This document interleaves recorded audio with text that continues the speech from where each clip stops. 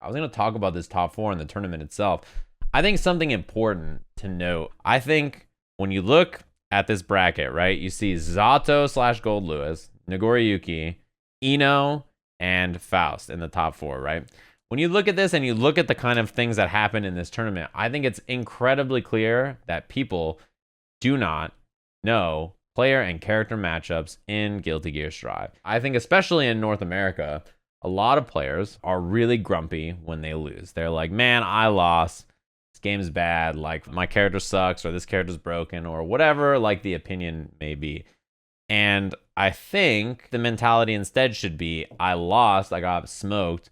What did they do well, or what did I do well? Or how do I strategize to come up with a better plan of attack to win the next time? I think it was pretty clear that most people who played Gobou did not know how to fight him. They didn't know how to fight Zato. They didn't know how to fight Goldlewis. They were like, okay, this motherfucker's on a different plane of existence. I think when you watched Apologyman play against the Soul players, it was very clear that his strategy and game plan was excellent. And he has sat down and been like, I'm going to just learn this shit, and other people have not. He memes about Faust being bad, but Apologyman's just like, okay, I'll come up with something better. And like, he did. Like, he's on top 4 of the tournament for a reason. I think even the players that lost, like, I'm not kidding, after the tournament was over, Skyll, I saw him walk up to Gobou and was like, I need you to fuck me up. I need you to beat the shit out of me so I can figure out what to do. Even Daru, who didn't do well in the event, watching him play against other people, especially outside of tournament casuals and like the other sets that he played, it was very clear that his strategy and understanding of the game is super good. I wish when people lost, it was just like, you know, they did a lot of good shit, and I gotta figure out how to strategize and work around that and get better, rather than like, game sucks, my character's bad. While you watch Zato and Goldlewis twerk on everybody because people do not have high-level matchup experience because they haven't developed strategies against these characters. Especially here, there's a hyperfixation on wins and losses, right? It's like, I won this tournament, I beat this player, I lost to this player. But like, that, it should be the opposite. I think no matter what happens, your fixation should be on what they did well, what you did well, how to form a cohesive long-term strategy to improve against that character / player. It's an easy attitude to have if you like win the tournament or you win all your sets, but it's an important attitude to have even if you don't do well. Let's watch the Milkman. Apologyman trained a lot for this set. He played a lot against Jonathan in a bunch of sets, and Jonathan, if you guys don't know, he's the Soul player that made top 8 at Evo, and he also plays Zato in this version. This is, something he was super prepped for, in theory, right? In theory, he was super prepped for this, and I think his matchup strategy looks pretty good. He got some pretty weird RNG, like some good, some bad. One thing that's really important about this, and you see this consistently, especially in the first game and a half or so, is him stuffing Eddie. I know I already went back in the first 5 seconds, but look at this 2P round start. I think one of the best round starts in the game. IMO. Faust jabs are really good round starts. They don't lead to anything, but they're like a nice little stuff. But look at this. I love this run-up challenge to just kill Eddie right away. Look at that face. I love this challenge. He does a great job of killing Eddie. I think he honestly kills Eddie more than almost any person that Gobou plays against. He kills it so much. So even in situations like this, you know, it doesn't really matter. Hammer's going to hit him. Yeah, that's good RNG. I don't think Apologyman realized it, though. I think he should have recognized this, and he could have gotten more from this. Just a position to optimize. If you know the Hammer's going to hit here, do item toss and then item toss again instead of 2Hing or something. That's going to kill Eddie. More bombs. While the Eddie gauge is gone, you know, it's really good for him. I think weight actually is interesting. I don't know if weight is good or bad against Zato, to be honest. I think, though, that weight... Did weight not hit? Yeah, weight beats a pose. I thought so. Damn, look at past Sajam talking about how he's sniping Eddie. Let's go past Sajam. Again, look at this perfect spacing. How many times has he stuffed Eddie already? Perfect. Walk back, let frog whiff, 2P. That's like 4 times already that he stuffed Eddie. This is like really good matchup awareness, and it's why he's in the lead here. That was a sick whiff punish backdash. Yep. That should have been a backdash from Gobou too. This is my normal strategy against weight, and it will spoil it, so Life Jam is going to beat me up now. But my normal plan of attack to deal with weight is always to sprint towards Faust. Just run at him, and you cover a bunch of distance on the ground, and then you backdash the weight. And that way you can advance on this character without, like, you know, worrying about, like, oh god, like, am I gonna get fucked up? Like, what's happening here? You can just create space forward and you don't have to worry about it. Match what Faust does, and if I was Gobou here, I would run forward, just like take this space right here, and then backdash, and then summon. It's much better, especially he didn't realize the weight was here. So he just gets clobbered by it. He hits the bomb towards him, and now he gets to throw 2 more items, 3 more items. So even though Eddie's on you, the bomb hit it, and now he gets trumpet, and then he gets to run up and do this, and he gets the bomb, and then this mini Faust is out because of that. Like, do you see how many things just spiraled out of not seeing one weight? It created like all these item tosses, which then meant that the next Eddie got hit, which meant Gobou had to abandon his pressure, which then meant that he gets to throw new items here, which means he got hammer and afro, and he got another weight, and then that weight hits the ground, and then he got the trumpet, and then now he has the afro, so if he wants to do the bomb bag with it, he can. Caught the backdash, which he got the bomb. This is a guard crush, so he tried to jump. All from the weight. You see that? And he's dead. And the reason he's dead, he died this round because of a weight from 20 seconds ago. This weight right here that Gobou didn't see. That's why he lost this round. That's how it goes. People often talk about the items being bad, but like, you know, you have to think about what the items create for you. That was an attempt. So with 2K, Faust, the first hit of 2K, because like, you know, 2K hits many times. The first hit of it, this one right here, he's a little early, I think here. The first hit of it can hit high and take out the frog. He was a little early. You saw the head shake and the burst. That's how you know. And Zato, he wants to summon against... See, that's a trade. I don't even know if a trade is that bad for Faust IMO. I don't think it's like... Obviously, you want it to work, but I think he's fine with the trade. Banana Peel is great for him, yeah. It was a wall for him, but it just meant he gets to throw more items, which I think is probably pretty good in this matchup. I don't think he minds... oh, the weight's great again. Yeah, he was going to fly into that weight if he didn't cancel the PRC. Gold Burst is great, too. This is a good answer, IMO, for when you see he's going to Scarecrow, and you know... You can tell which one it is, because he's awake over here. The Gold Burst really is a good answer there. Clean air throw. That's something that I think a lot of the players have gotten better and better at. Stagger low. Summon there is tight because of the slowdown. Combo off a pose. This shit does a lot of damage. Yeah, no, noticing the glowing eye is hard. I mean, he gets... Oh, he missed it.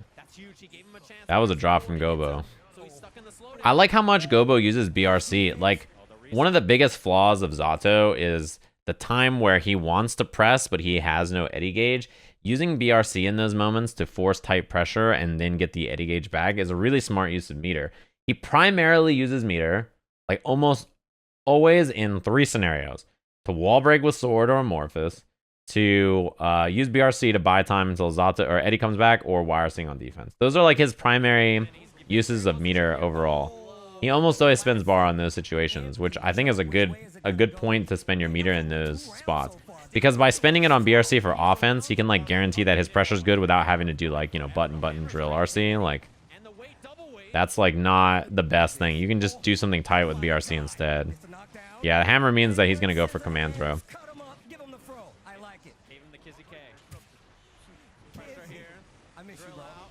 That was really... That shit is cheap, by the way. That shit is cheap. The fact that he can run up and just 5D, and then while he's doing this, he holds forward. If you hold forward or left or, you know, forward or back, it moves Eddie on the ground. So he can pilot him forward and then do the frog. Yeah, he gave him the Kizzy K. Before the stream, I looked to see what the restreams were, and I saw Kizzy was restreaming. I was like, I'm going to say it. And he got the home run swing, which is huge. You do 6P item toss because usually it's better than doing 6P mix. It's like 6P mix is a little inconsistent sometimes. Oh, one of the biggest problems Faust has in this matchup, right? Look at this shit. This is one thing that Faust, like, you know, it's one of Faust's biggest issues is that even, look at how high he is. Double jump height, like bomb bag, frog hits him out of the air. That is rough. And he gets both hits. If he gets one hit, it's not so bad. 2-hit frog means that, like, basically no matter where Eddie is here, or Zato is, he's going to run up and do 2S2H. That sucks. This gauge, this is the super you use to refresh your Eddie gauge. So if his Eddie gauge is not refreshed, he won't do it. But, you know, that 6P was great, by the way, from Apologyman. I was so smart to hit Eddie there out of that. Nice. He's got the bomb. He got 4 items from that bomb, including a donut and mini Faust. And the banana peel.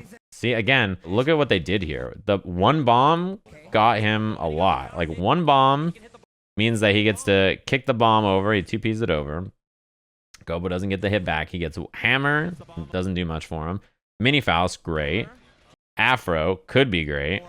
And then donut. He gets 4 item tosses. Right? And then he sneaks in, and then again, because of mini Faust, he gets a banana. Which you're like, oh, banana, that's whack, right? He gets dragged into it, which, look, it heals Apologyman. And then Gobou slips. So, like, you know, a lot of people are like, oh, the item's looking kind of whack, though. But, I mean, that's great. He healed and Gobou lost pressure. He could have died there, too, if he baited the burst. Bomb bag to kill Eddie. He gets mini Faust, which means now he can approach or throw more items. That was a great air throw, by the way. He was a little overzealous with the bomb bag IMO. Throws hammer. Hammer is a great item there because it can hit Eddie too. That was good. This air dash away, and he tried to air throw again. And then jumped us, eats the 2S. That was great. He plays his matchup really well, IMO.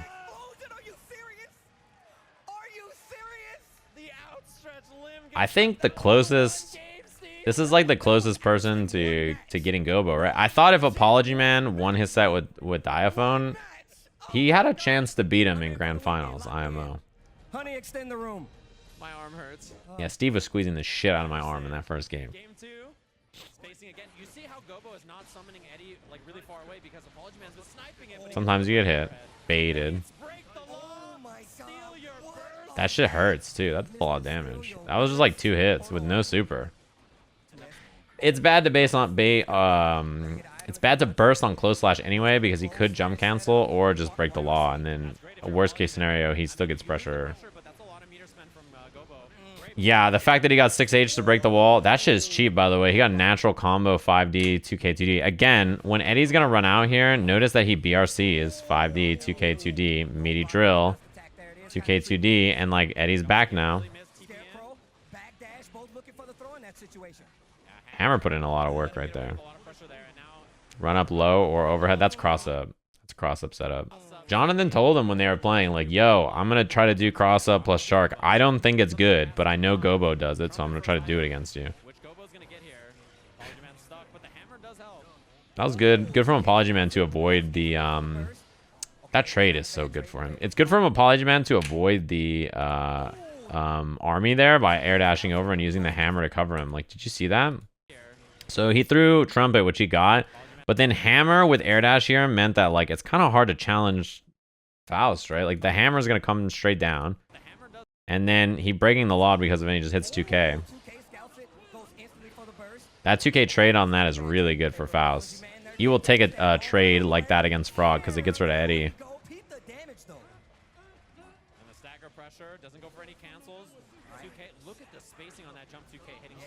He tried to 2K there, I think looking for Frog, but it was Drill instead. The weight is also excellent there, by the way. Yeah, his items from that super were really good. Like, he got weight plus bomb plus trumpet and Afro, which meant that he got to grab the trumpet and then throw the big bomb. This is the good bomb, right? So he's in guard crush or whatever. Oh, I guess the trumpet canceled the end of it, but those are great items. His item super there was like pretty fucking beast, honestly. Unsummon in his face. It's kind of risky to do, but he hadn't done it in a while, so I don't think he was ready. Gotta guess here. Yeah, not much to be done. If you can't kill Eddie mid-screen and you just get hit, I mean, that's really bad. There's no gauge here, though. This is really good. Bomb again. Oppose absorbs it, but he doesn't really have time to unsummon, right, because of that? Like, he has to block throughout this. Oh, I think this is a misinput here. Or he wanted to move Eddie, and then it was too late because the oppose... No, you can still do it even here, right? Probably just missed it. Oh, the banana peel. Oh, and he already burst. That's a shame. He was stuck here. He couldn't walk forward because of the pierce, and then the banana peel behind him meant that he was kind of fucked. You can already see the burst. He shouldn't have burst on the 5D anyway, because 5D is, you know, punishable if he doesn't RC it anyway. But I mean, what can you do? 4-1. That's how my grandma dies, says Tasty Steve. What a fucking line to say. I don't understand why sometimes Apologyman jumps when the opponent is down. You mean for like the meaty setup after throw? Which thing do you not understand? I can probably try to help you. Banana was just all good for Gobou there. I think he might have been full health anyway, but I love this meaty drill into the stagger pressure.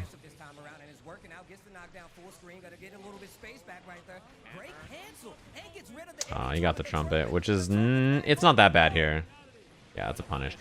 That is like... Normally, when you pilot mix low, it's -7, but Zato's close slash is not 7 frames. It's even slower than that, so he was pretty negative there. Mini Faust got activated. I think Apologyman should have maybe dashed up and blocked, because Mini Faust is going to be out. Gotta be careful for the air throw. Dude, his 6Ps have been so fucking good this set. I love that he fought for the trumpet with drill.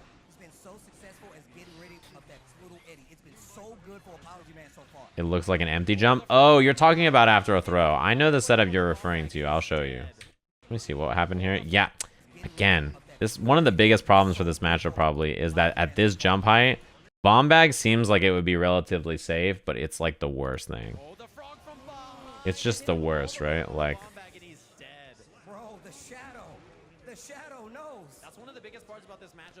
yeah, the throw setup you're talking about, we'll see it again. I'll talk about it when he does it. I know what you mean. Damn, that oppose is smart. This is great. Does he do the setup here? No, he's gonna do the safe jump, fake safe jump, and he tried to go for something else. Probably command throw. Yeah, he doesn't have to use sword super because he has Eddie Gauge coming back here. He doesn't have full gauge though, but I guess it doesn't really matter. Oh, that was... He could have punished. He has great items again. Yeah, trumpet really the homie. Good bomb bag. Look at how much space he gets off this. Why can Zato fly? Asshole character. Command throw, yeah, he has to go for it. The thing is like, it's a natural thing that Faust players do, right? Because when you have hammer and you go for this command throw, if he tries to jump or whatever, he's gonna get hit. So you gotta be careful about... The hammer makes this a much better setup. I felt myself... I was the watcher for a moment, and I felt myself intervene when I said this. When I said that, I could feel it. I was like, if I say he's got to watch out for the burst, is he going to bait the burst? He might have done it anyway. But I felt it. I was like, uh-oh. What if me saying burst made Gobou burst? Oh, that's unfortunate. He was committed to the item toss instead of stuffing the frog. Yeah, I love that command grab. I mean, it was an important moment. Like, the burst was on the table. You got to talk about it. This shit is so cheap, by the way. So, first of all, command throw building back your Eddie Gauge because it takes so long. It's funny. But this right here, this 5D, look at this. He unsummoned the frog already. Which means he's already getting his Eddie Gauge back before the wall even gets close to being splat. That is fucked up. Why does he get the unsummon on the frog like that? And now he's got Eddie back already. Punish. That backdash is great, by the way. He just keeps getting out of this situation because of it. Guard crush. Ah, he's dead.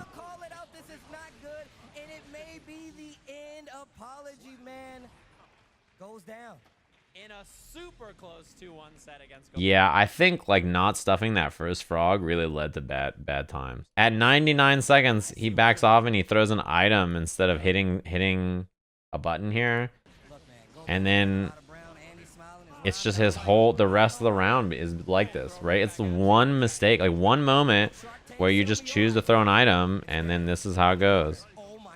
That's it. That's the moment. He has to guess. He's got to guess again here. Staggered lows, goes for the overhead, and then he gets his one chance at offense finally, but he has to force and make it happen because he's down so much life.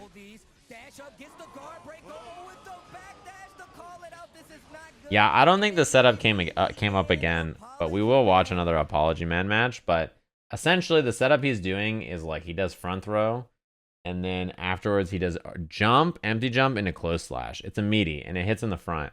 And if he does empty jump into like 5P, I think it hits behind is how it works. I'm pretty sure it's tight. I don't think you can throw it. All right, what's our next match? There's like a Soul Mirror. There's that match over there. And then we wanted to watch the other Apologyman match, right? The thing about this matchup is that Soul obviously can beat the shit out of Faust when he gets in. He just punches him to death. But in neutral, there's a lot of really good control options that Faust has that are not high damage, but are good. Primarily his 5P and 2P, as well as his jump 2K, and then like 2H. They're all really good.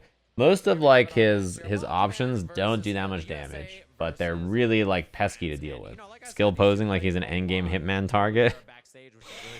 Kind of does have that energy to him, right? So you'll see it in this set. Apologyman has played this matchup a lot. Look at that. 2P, keep him away. Tried to duck under. The important thing about duck in this matchup, the Faust coward crouch here, where he like twerks on the ground like that, it goes under Soul's far slash, his 5H, and his 6S. All of those buttons get low profiled. So you got to watch out for it. 2S challenge right away. This is plus when he air blocks it, but his button was too slow to beat 5K. 5K the god. So that's why you see Apologyman constantly at this range. You see how he like constantly ducks at, you see he's crawling at this range.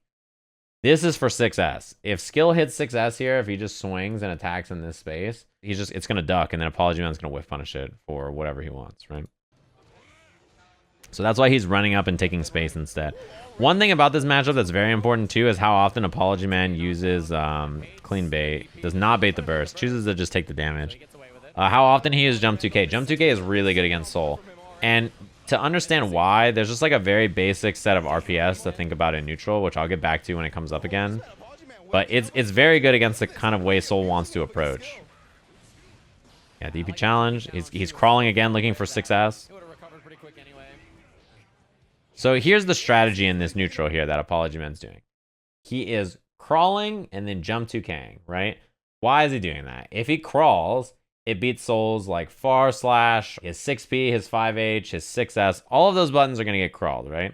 So Soul has to run up and do like 2S or 2D or like, you know, he has to do something like that. I don't really know if he should 2S, but run up and get close and challenge on Faust, right?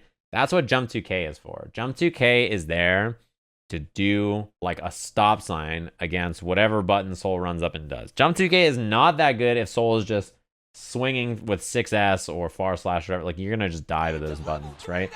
But because he's crawling so much, you don't want to hit that button. This kind of stuff was fine before, but it's much better in the patch where you could crouch 6S. 6S being able to be ducked was a huge change to this matchup for Faust. It really affects the way he can defend and play neutral against Soul. It's really important. That's like one of the biggest like buttons that he can duck in the game. That's like a huge deal, honestly. For Valentino, what else? Valentine, excuse me. Yeah. And thanks. I'm excited for Happy Chaos. I would make some noise for that. I can make some noise for Happy Chaos. That character is tight. Again, jump 2K is really good. Oh, he went through the sweet spot right there. And it's unfortunate too. If Soul, oh yeah, he's gonna jump in. I love it. Delay, that was really smart to do for Daryl. What up? How's life? Yeah, I kind of forced the burst there. That barely hit. Again, I love jump 2K there. You can see that the strat from Apologyman, his neutral is great here. His neutral is great. Jump 2K beats 2S. Then afterwards, obviously, he's drilling a lot, so Skill's like, I'm gonna 6S your dumb ass, and then he whiff punishes that. He can 2H this as well. 2H is good here. But again, the idea is great, right? Like, you can see that he doesn't want to 6S because, you know, Apologyman's ducking. So then, oh no, the banana peel almost got him. So then he's like, well, this guy's over here just fucking doing drill, so I'm gonna 6S now, and then he just changes it up again. I love how careful Apologyman is on pressure too. Banana peel, yeah, bomb bag. He was stuck between the two.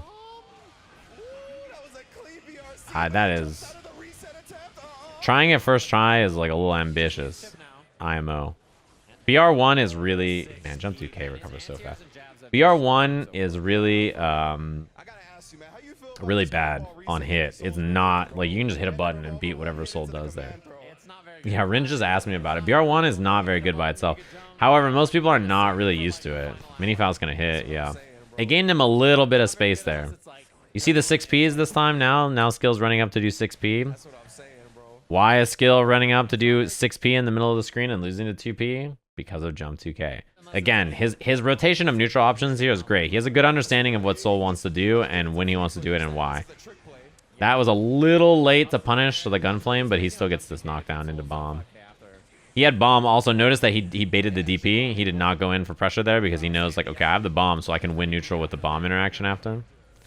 That is really bad. Card DP, not quite dead, but... He can safe jump here off close slash as well. Safe jump. Keeps the pressure real tight, real safe. I love that 5H there. Now he's got to watch for 6P or something. Yeah, I love that he went back to jump 2K and was just like, okay. And now he can hit 2H or something here because Soul's going to try to, like... Yeah, he just backed up and was like, yep, I'm going to chill. That was really good. Apologyman's neutral in this is... He's making the right decisions. These two played a lot backstage as well. And you can tell that he's comfortable. That I thought might not work. Chose not to wall break. I think not wall breaking here is perfectly fine. Neutral in this matchup is usually pretty good for Faust, so I think instead choosing to just like... Yeah, 5H kills. I think choosing to keep the corner right there is better than just breaking the wall. By not breaking the wall, you had a second chance there to do a new combo that could break the wall. Yeah, tell him pass Sajam. I love a little bit more pressure now from Apologyman. Oh my god, he just sent it. He sent it in a half. Again, this is so smart. All of this is just matchup awareness and character knowledge. Look at this. Throws Trumpet. Again, he knows Soul's going to run up and hit 6S to try to challenge after. He crawls under. This does not hit him. Not only that, but he's ready with 2S, 5H, slam him, build the bar on RC, run up and take the Trumpet, and then do the combo into the corner after. And now Trumpet OTGs. He has pressure here, whatever he wants to do. Super in-depth character knowledge of like his opponent's character. Oh, you're fucking dead. And also of, what's it called? Of the situation. And then he got exploded. I mean, that's the matchup. You control neutral for like 70 seconds and then you just fucking die. I was like, yep, you gave Soul the best starter. Oh my god, he just ran up DP. Jesus. When Skyll hit that combo, you can hear like half the crowd boo. I was smiling ear to ear. Get fucked. Try not mashing on my far slash, idiot. Barely whiffed. Yeah, Skyll even using the Bandit Bringer to maintain that forward momentum. Gets the counter and he's looking for again. If he got clean hit DP, he died there. If he landed and did 2K clean hit DP and then hit him, he would have died. Yeah, dude. Apologyman is winning the nooch. He's got all the neutral tools in the world. Alright, Soul's fighting for his life for that one hit. Okay. Look at that. He ducked it again. Wow, 5K first hit run is like some real gamer shit. You got to be confident. Yeah, again, I think Skyll, the way he plays is like a very like offensive RPS focused style. He like loves doing BR 1 or 2 and he loves doing like Bandit Bringer into DP or 6P after. He like takes a lot of risks and I think that style is like a lot of the players in the US do not play like that, especially. Apologyman would have died right there, by the way, if he was a little earlier on that far slash. Yeah, you can run cancel both hits of 5K. That could have been way worse too. I don't know what the route was there. That is not right. Apologyman's got bar too. Yep. I like that he didn't try to bait the burst. He just took the damage and said, I'll let him burst here. I think that was smart. Ooh, he could have killed him. Ooh, he could have killed him.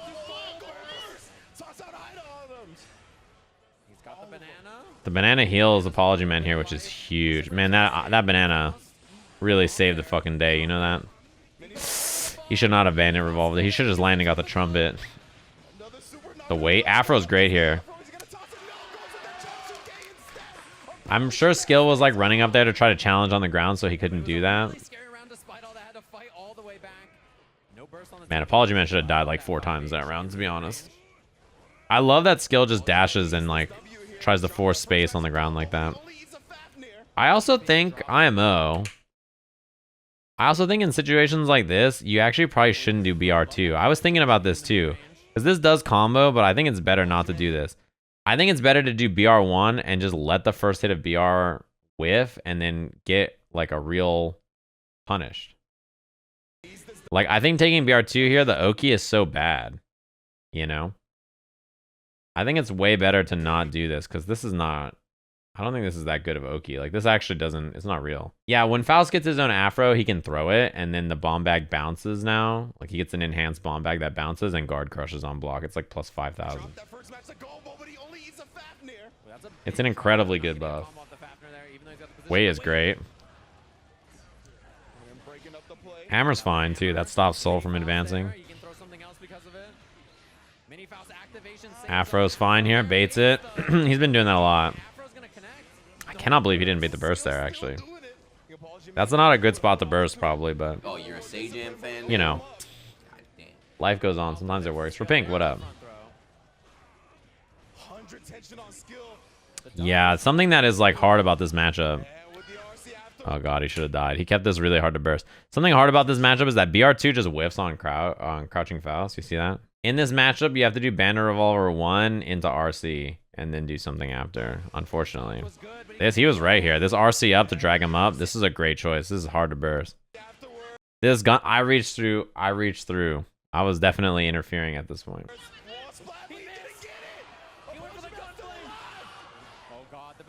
I can't believe he unsplit. That is a tragedy. This moment, it should have been 2H, fake Gunflame, jump dust, right? Super jump dust. But he did regular Gunflame there. This is the face of a man who cheated death. He really had no business winning this.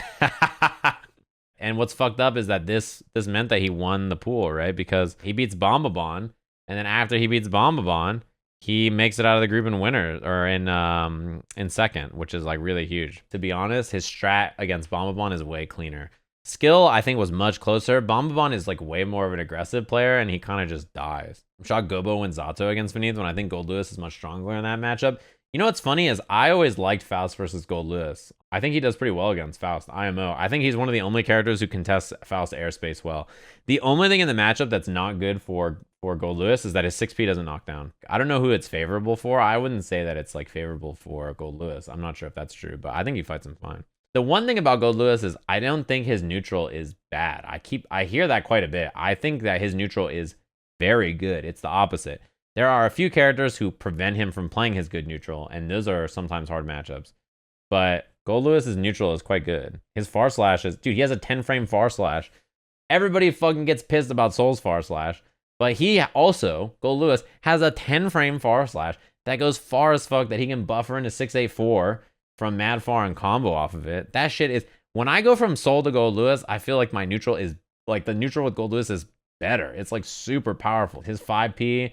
and 2P and 5K and far slash and 2S.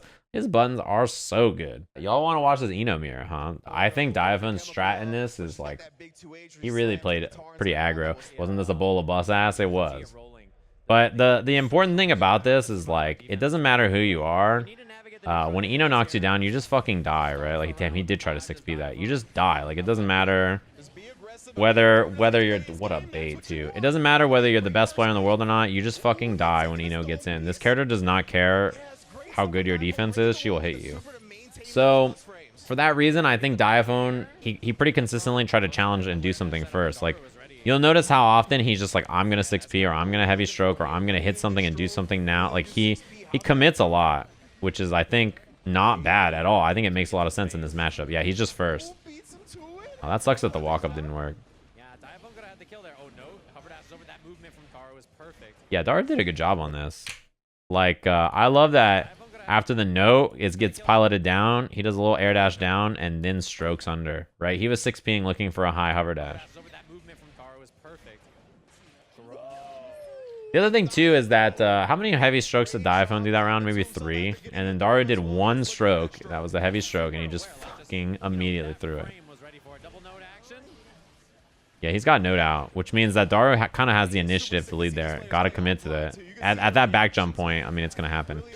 You know, he stuffs the heavy stroke there, and Diaphone does not get dissuaded either. He's like, oh, that didn't work. I'm just gonna keep doing it. Wow, what a 6P. Huge drop. That all worked out just fine. all worked out just fine. He didn't want that to reset, but you know, we take those.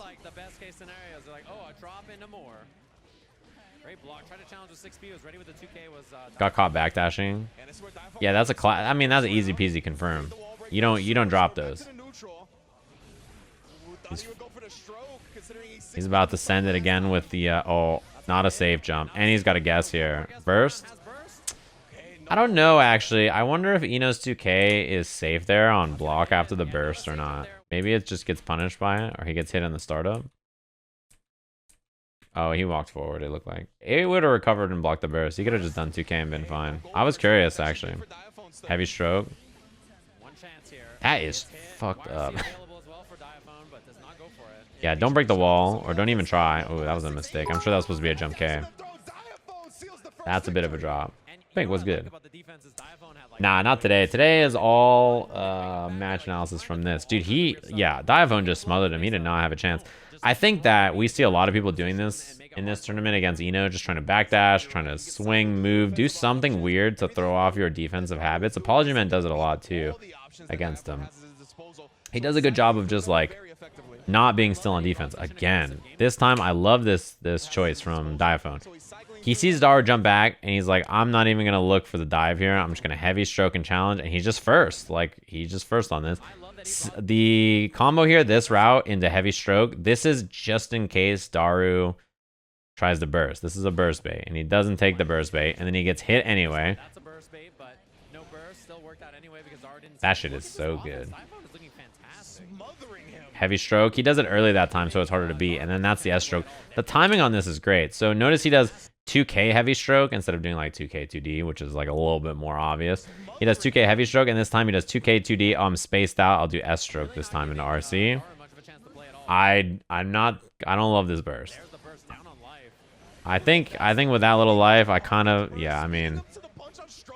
don't love that idea. Damn, he piloted it down, and that was actually actually pretty wild that Daru recovered. He got hit by the note early in the stroke, which meant that there wasn't that much hit stun, so he was ready to challenge with 6P. Pretty impressive. Her 6P is so good. Yeah, that time Daru is first. Scary spot to burst. Perfect. That was a really good... This is a really good decision.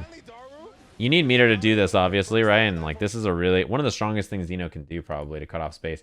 Because the note is traveling along the ground here like this, it means that, like, you know, essentially you either stay on the ground and block the note, or you head up in this airspace somewhere, and that puts you in like direct line to get hit by the super, right? So, you know, worst case scenario here for Diaphone, Daru blocks the super, and then you're plus 8 million and you get a landing mix up anyway, right? Best case scenario, he dies. Which, you know, you're okay with that. If your worst case scenario is they're plus enough that you get to do a free mix up, I mean, you get a bunch of chip like that, I think you'll take that. Damn, he's 6P'd into 6P right away, just trying to stop the hover dash. Again, strat on defense is like, I don't want to sit here because I'm going to die, so I'm going to backdash and hope that he goes low or try something that doesn't work. It got him out. You notice that? He made it out of the mix-up because he scrambled. I think it's smart to just not trust him to do the right thing. You know what I mean? He's like, fuck it. If he goes low, he might die to... Yeah. Ooh, he tried. This is a classic. People try this often. There's not immediately start up on RC. You can see during this that Diaphone was trying to RC. So he hits 6P, and you can see the startup. You see how Eno is starting to have like this glow around her, and she like cancels from her 6P right here. This is Diaphone RCing to bait the burst. But... it didn't start up in time. I think RC has like, I don't remember what the startup frame is. It's like 7, 8, or 9 or something like that. So you can get hit by your burst trying to RC. He doesn't lose the meter, right? But he tried to RC it. So much 7? Yeah, I thought it was 7. He's dead. That's the kill. Diaphone. He really took the fight straight to him. I think he played that great. You know, some people, like, the way they would be like, oh my god, I'm playing Daru, the legend. God, I love this guy. Diaphone, like, you can tell, he is an experienced gamer. He was very aggressive. He did a great job of scrambling and being hard to pick, put down on defense. He was first in most scenarios. They had similar ideas. I mean, it's the same character, right? But he was often first. He controlled like a more kind of centered point in neutral and just said, I'm gonna 6P, I'm gonna stroke, I'm gonna force an action, and like he did a great job of just like, I'm gonna send it. Daru has, just do good mix-ups is like his thing, right? He didn't get really a chance to get going. Diaphone did a great job of like not letting him set up at all. Essentially, he was just like, well, I'm fucked. Uriel versus Daru. Uriel is great. I think a lot of people, including myself, are Hotashi fans. We all think Hotashi is great. However, Uriel is incredibly good. I think a lot of people didn't really know too much about him. Maybe they saw him at Evo only.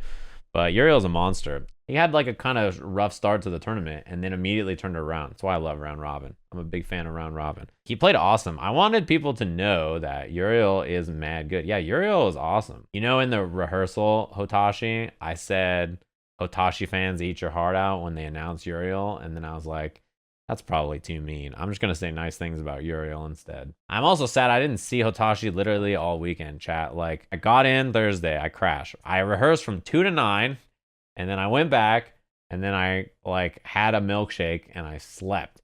And then I was there from 10 to 10 on Saturday and Sunday. So, I didn't really have a lot of free time during the event. I brought my stick to play games. I was like, maybe I'll have some time to play. No. Anyway. Point of all this is to say Uriel's very good and he's a sweetheart. I know people are sad that Hotashi didn't get invited. Me too. But he's super good and he played great. A lot of people were like, Daru's gonna win this tournament. He's gonna smoke everybody. It's gonna be free, etc., etc., etc. And then this match comes up. You gotta put some respect on EU's name. Right? Gotta put some respect on EU's name. Uriel is excellent. This is hilarious. Why the fuck does 6K beat Roundstar S dive? Does anybody know? That's cold. That shit is fucked up. That's obviously a plan though, right? That is obviously a plan. Like, Uriel definitely did that knowing the interaction. Like, yeah. That is pretty funny. To be fair, Nago 6K is like, yeah, it has a pretty good hitbox. And the hurtbox is not, what's it called? The hurtbox is not very high, I don't think. Also, he could also probably do like 6P or 5K and it might work as well. Dead. Yeah, he did round start 6K a lot. I like that he did deep, man.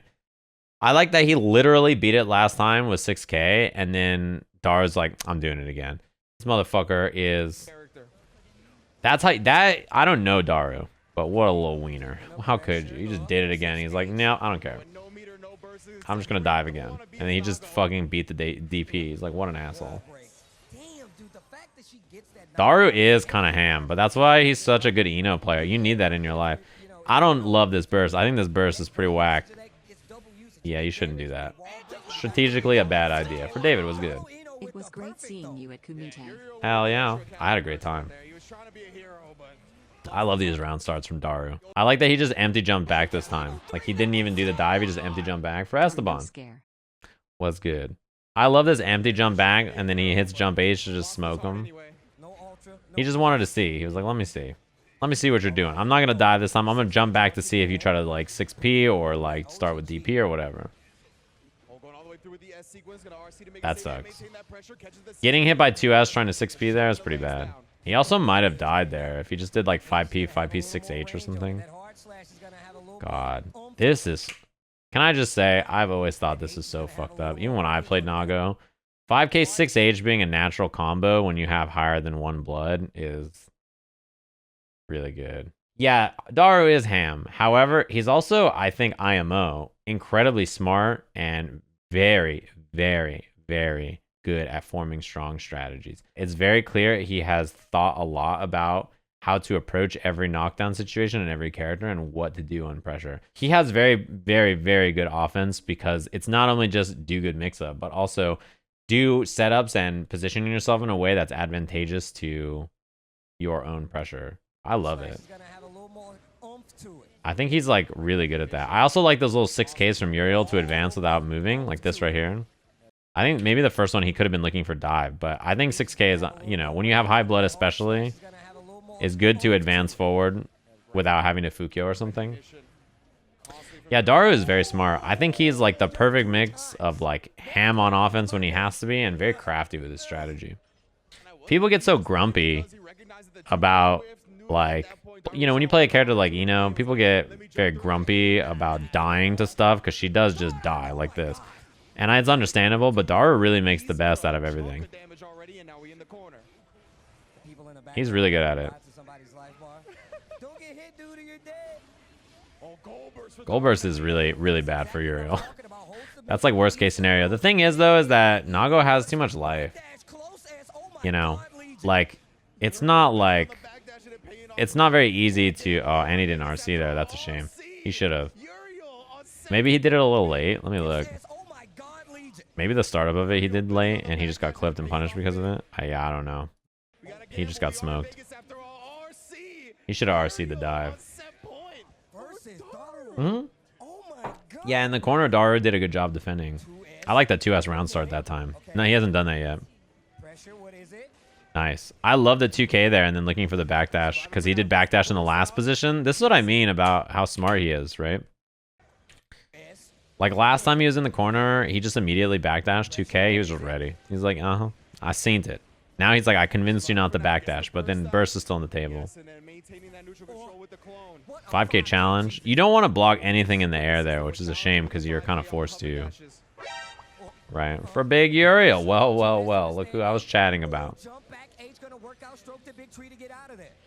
Oh, that was a good try. I wonder if S-stroke would have worked there instead. I think if he just did like S-stroke here. I mean, honestly, whiffing H-stroke's not that bad either. The recovery is pretty fast and like right here, she can immediately force something anyway. Spend the super, force the mix-up.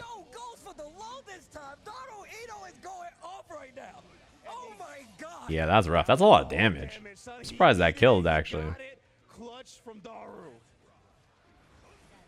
Yeah, I imagine Toki, like, in Exert especially, against Axel, he was like, I am not trying to go back to neutral once I get in as, you know, here, like, I need to make this happen. This game, it seems like it's not, wow, I'm surprised that combo. Again, he is so, like, Daru knows the backdash is coming here, right? He is really smart to look for this, and he's ready. Like, this is clearly practiced, right? He went to the lab, he did 2K, and was like, all right, how do I make sure that if he backdashes, I don't get smoked by backdash grab or backdash close slash or whatever, right? This is a setup that he has labbed and is, like, ready to do. Easy peasy. And then now he's like, okay, I've convinced him not to backdash, I can do something else, which is, like, you know, the point of all this. Ooh, that could have been bad. Wow. That's a shame. Uriel should have been able to challenge. Nice. I love that these spaced out 2K 2Ds I like a lot, by the way. I like that he's not putting himself in a range where Nago, like, you know, if he's doing the overhead mix and Nago does like 6P or 5P or 5K and hits him, then it's like really bad. So even though the hits are small, Daru is building up wall damage, which means he can get the wall splat, and then also staying spaced out so that he doesn't die to like 5K, 6P, whatever.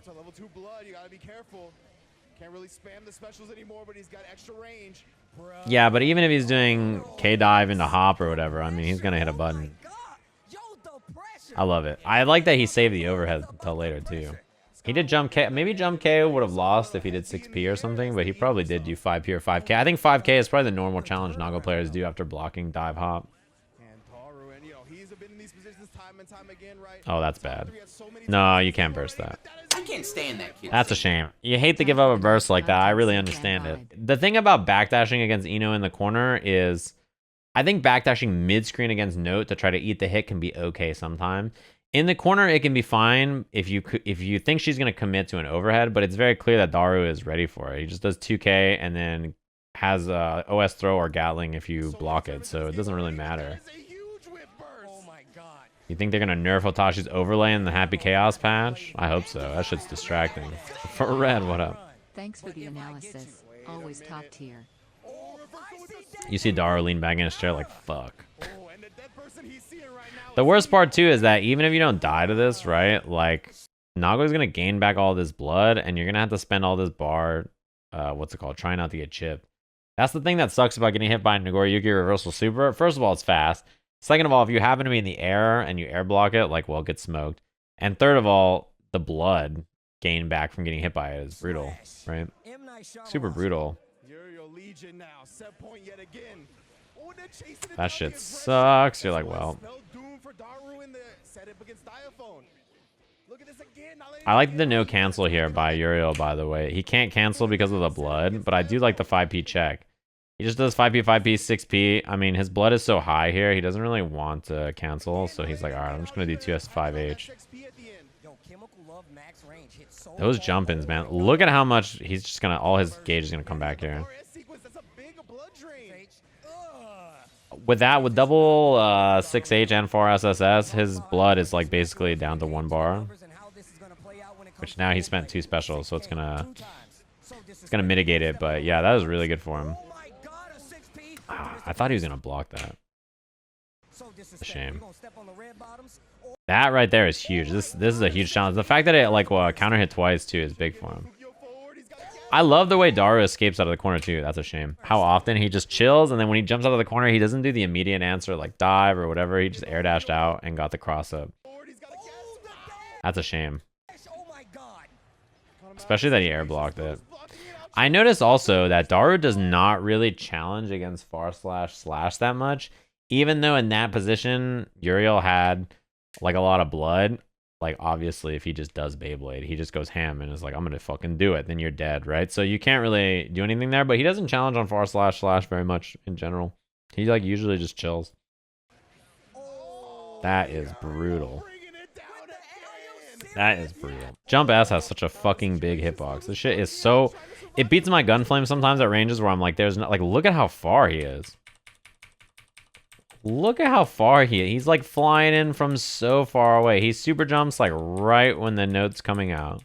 The nice thing too is that if he counter hits with it, he often just, and I mean, he can just do far slash and combo after, right? Shit is mad good. His jump S is a beefy button. His jump H too. I think there's a lot of heights where you don't expect jump H to be plus, and then like you try to hit something after and just fucking he hits close slash and you're just like, word. That was like one of the first notes he did, I feel like, from that far too. Diaphone beat Uriel in the first set, and I think after that Uriel really, it's you know, to think back in hindsight with how well Diaphone did, it's like, well, not surprising. But even so, I think Uriel really like picked it up after that. He played really good in the rest of this group. He could not sleep the night before this, which is unfortunate. Too many nervous, he said. You know, on the topic of Daru not being able to sleep, there's very famously the Capcom Cup where Daigo took the selfie right before Capcom Cup started, and he said, I tried to sleep all night. I've been awake for like 30 hours. And he went 0-2. Daigo went 0-2 at Capcom Cup that year because he just couldn't sleep. So I thought that story was going to end happy. No. 2 out of 3 in Strive is unique. It's a round robin, bro. It's 3 2 out of 3s into a first to 4, into a first to 5. Get on. Play to the format. Sun was in your eyes. What you want? You want 3 out of 5 group stage round robin into first to 4 into first to 5? I don't have all day, Hotashi. This is why you weren't invited. You start saying shit like this. This, I think, you know, this set is a beatdown, but Uriel is mad fucking good, right?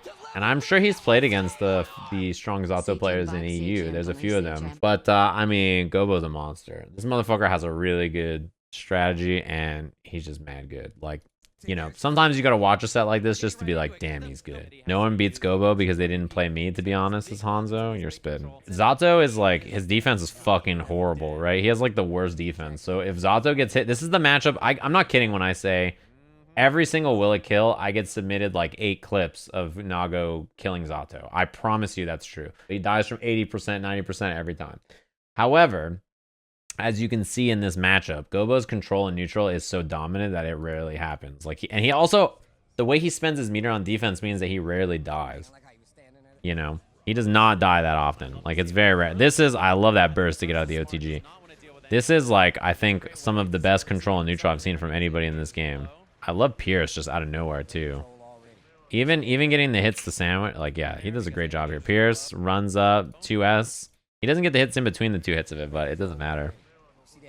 I love the way he walks back and plays neutral. The other thing is notice where he stands when he has lower blood. So like when Nago doesn't, how the fuck did // anti-air him? When Nago has higher blood like this, notice that he's standing even further away. So like because of the range, right? Obviously, Zato has to be all the way back here, and if he summons too close, then he can just hit like 2S 5H the summon. So he has to stand even further than normal to not be in range, right? He has to like stand way back here. So he stands closer or further depending on the blood. Like the lower the blood, the closer you can stand. But yeah, if you stand back here, you see his summon just got hit from back there. He tried to oppose there. 6P confirm. Yeah, you're going to use the sword to reset the gauge, even though, I mean, he was already pretty close, but...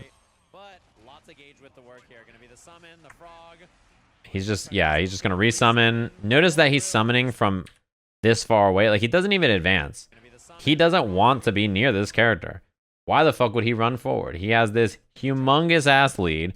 He's going to summon from back here, use drill, and just stand way over here and not get anywhere near this character. Use Pierce, Drunkard into drill. That was so good. This right here is one of the cleanest things he did in the set too. This right here, look at this shit. When he does one hit Pierce here, Drunkard, like he stuffs the jump. That caught the jump. And then he moves him forward into this. Son. Ah. That was pretty fucked. Backdash is great there. Covers a lot of different things. Like bite or even Beyblade. Knock down half the burst. You do not want to get sandwiched into like him doing jump dust over you, cross up, pressure, etc. Gobou not challenging on defense. He challenged there because he didn't expect him to finish this string, but he had meter. Tries the summon. This is the worst case for Gobou, but notice he's not really... Oh, he's smoked. Well, he wasn't really challenging that much there. He only really got hit like in a few sequences where he was like, okay, it's my time to try something, and then he lost to 50-50. But he didn't like overly challenge. He was like, I'm gonna chill. His defense is smart. A lot of blood early for Uriel is really rough. The higher your blood here, I mean, you can challenge Eddie, but you're so far away with nothing here. The offense hits. 6H. He doesn't have Eddie back here, so he's probably got to fly back and just chill. That jump gave him a lot of space and time. Waiting for the chance to summon. The IB into the throw was perfect. Drill. I love that walk back that he did too. That's a shame though that the frog broke the wall. He would have liked to do Amorphous and win, but fly back. Oh my god. That was smart. He tried to use jump D to fly forward and get out. He tried to do RC to like, you know, keep the momentum, and he gets stuffed, which is actually okay now that he keeps the bar, right? Like he didn't get the RC, so he keeps 100% meter.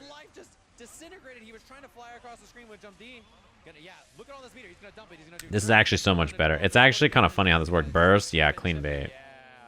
It actually is funny how that worked out. Him not spending the bar on accident because he got hit was like... It ended up saving him because he had sword plus the RC there. He didn't really need it, but... Yeah, I agree with you, Hitachi. I think Gobou is super smart. I think all the Japanese players that are super top level that I've watched, their strategies are all very smart. They have good plans. I love that timing on the meaty drill. Having a good strategy and good plan is like super important. I think the best players from every region are like that. Again, yeah, you can't really get away with that backdash there. Like, it depends on what he goes for Oki, obviously. There's a chance you could get away with it. Eddy control. I love his BRC usage, too. The Eddy control here to FD and then get the Pierce into 2S here. And then I love jump D BRC. If this hits, he gets a combo. But if it doesn't hit, he gets to keep that tight. Drunkard, obviously. Eddie's back. 5H, that is... Yeah, you do not want to challenge 5H there. Drill again. Frog. BRC. Stagger pressure. Breaking the law away. Break the law away, I should say. And now he's just chilling. He's got a big lead. Don't get hit by something silly. Throw is great. OTG kills. He could have done like 2S and a drill there too, and he had lots of room to wiggle.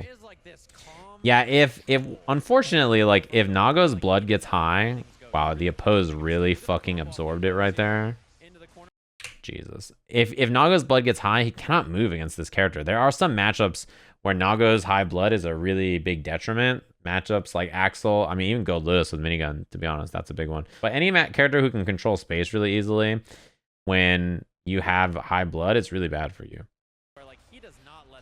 I cannot believe that Oppose absorbed that. Oppose really had no business right there doing that. Yeah, that is too far for the burst. You Amorphous. And then now he's just going to do Drill or Pierce, and then, yeah. This is got to guess on the 50-50. Got to guess one more time. RCs, flies down. Dead. Pretty close to it. Not a lot of room to wiggle. I mean, Uriel has not had that many chances. The key thing here is the neutral is so patient, right? It's like so patient and so like, let me just wait for my time and get the summon and then let Eddie do all the work. Yeah, I love that. It's just like clean jump in, get the summon, do your pressure, and then now he's just gonna wait, right? He doesn't have to do anything. He goes to challenge the landing frames, but it doesn't work, so he backs up. His gameplay here is like so patient. Doesn't really put himself in a bad position basically ever. I love that he takes the knockdown into the meaty drill. Again, now he can summon, so next time he gets space, that's what he's looking for. There it is. 6P, look at that confirm off the 6P. This motherfucker's a cheater. He has 6P. He's in the middle of Pierce. He does Drunkard into the Frog. 2H, break the law. Unfortunately lost the side switch, but he still uses 2S to get Eddie over there for the drill. Still got the setup off that. And now he gets 5H resummon, or he just blocks that time, maybe expecting super. 6P won't hit, which is huge. That was a big win, and I think Gobou doing the immediate burst for safety, I don't mind. Because this character can die in one hit.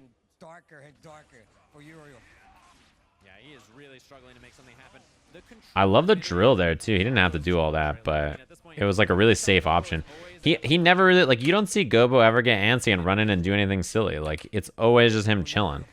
He has like jump P, he backs up, opposed here. Notice he hits far slash, takes a chomp, and then goes for the drill, right? Which is like really safe. Backdashes, he doesn't even approach off of it because the Eddie gauge is almost gone. Backdashes, unsummon, and now he's got gauge back. He could have run in and tried to do something after the drill, but he didn't have much Eddie gauge. And so he was like, let me just, take the safe option, reset, throws the Fukyo.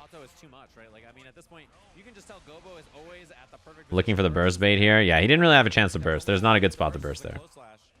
Because there's only one hit on the wall. So, again, I actually like that gold burst. I think that was smart because he knows the 6P was going to land, but, I mean... Yeah, he spent all that meter to waste the time here. Blocks the dust. Does it again. Even if you block that, Frog was still there. And he was going to use Sword Super to reset Eddie gauge. It's like so clean. Every choice he makes is smart because it's safe. He doesn't really ever do any pressure that's not safe. It's very rare that he commits to something that leaves large gaps for you to do something. He loses Eddie there, but not a big deal because of the sword. Again, it's super safe. There's like basically no... Oh, look at the confirm. There's basically no moment where he's like, oh, that was even good save too, because the Frog was going to break the wall, but then he did the sword super so that he could get the gauge and the knockdown. That was delayed backdash.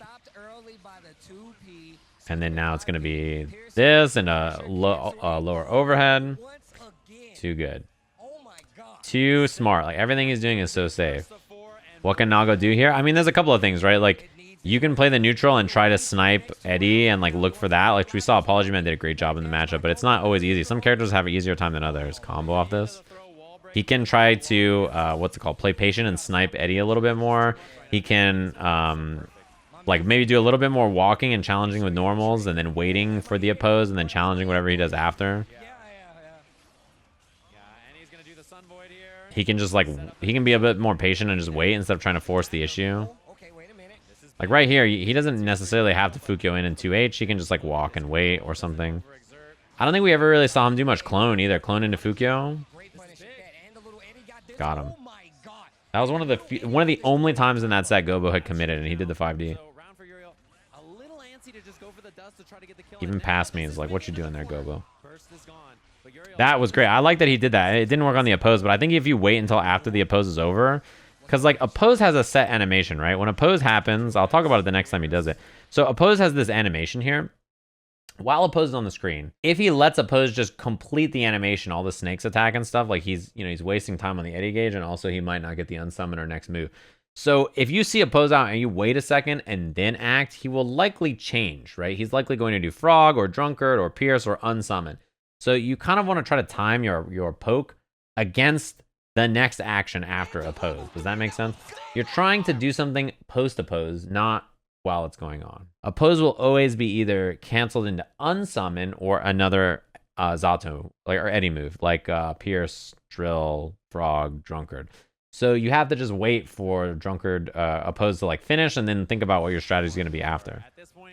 Right? Again, just walking forward. Uriel's building meter, chilling. Oppose in a drill there. Again, same idea, right? I think maybe he could try to challenge after the oppose or something. I don't know what his best option is. He probably would know after seeing it. But in those situations, that's what you're looking for. Yeah, this is huge because of the meter going down as well. He has a lot to work with. That IB into the challenge. One thing you don't see a lot also, people just like IBing for challenges like that. That was, again, a little greedy maybe from Gobou. Yeah, you hate to see that. Fellow Nago players, I know your feel. When this happens to you, like autopilot, I do the same thing. 5K, 6H, I do this too. This shit combos. You're like, I'm never at 0 blood, right? This shit only combos when you're not at 0 blood. If you're at any like blood gauge above this, it'll work. He could have just done 5K into Beyblade or something else, but like you don't realize that. You think like, oh, 5K 6H, nice, right? That shit's cheap. That shit is cheap. That shit is cheap. Incredibly well played. If you didn't notice, it was a cross-up setup here. He does the kick follow-up here, runs up, break the law, and then you do break the law and then hit the slash for the cross-up frog. Pop, pop. That shit hurts, too. It does a lot of damage. You hate to see it. That mix-up is like one of those ones where you think you would see it, but it's like, it's kind of hard. You're like, is that going to be a cross-up? And then you just get hit. Yeah, Apologyman told me that of all the people he played here, I think Daru beat him the worst. Like, he's like, yeah, I felt pretty good against almost everybody except Daru. That was before the tournament. So I kind of expected that Diaphone, given that he was playing so well, it's obviously the same character matchup, would do okay here. But I think Apologyman did pretty well, all things considered, in this matchup. I think Apologyman probably had maybe the best chance against Gobou, and especially as Gobou Zato in the finals. But, you know, that's neither here nor there. The winner of this match plays him. Yeah, this set was great. It was super good. A lot of things to keep in mind in this set is like, you know, Faust really has to be careful about what he chooses to hit on in neutral against this character. If you hit one bad button and she hover dashes over it, you might die. If you accidentally, like, you know, you hit a button to try to beat stroke, like 2P, and then he just fucking smokes you on the ground, or smokes you out of the air, then you're just dead, right? Hammer is great. Yeah, the bounce on that is quite good. It prevents her from just doing what she wants to do. Yeah, you get mixed. We all do. Hover dash P, goes for the throw. Not dead. Apologyman is always part of great sets in every game. Barbar, you're actually fucking spitting. It's true. The bomb timing is kind of bad for him there. If it had blown up right after, it would have comboed. Could have killed him. But yeah, when she gets the Afro on her too, you know, he can challenge in the air a little bit more. She got the extended hurt box. I mean, people meme on Apologyman because it's funny, like, you know, he's a goober and he plays into it. But, I mean, he's an incredible fighting game player. This pickup, this kind of stuff, I think was harder before the Jump 2K buff. This shit is, like, I gotta say, really good in this version of the game.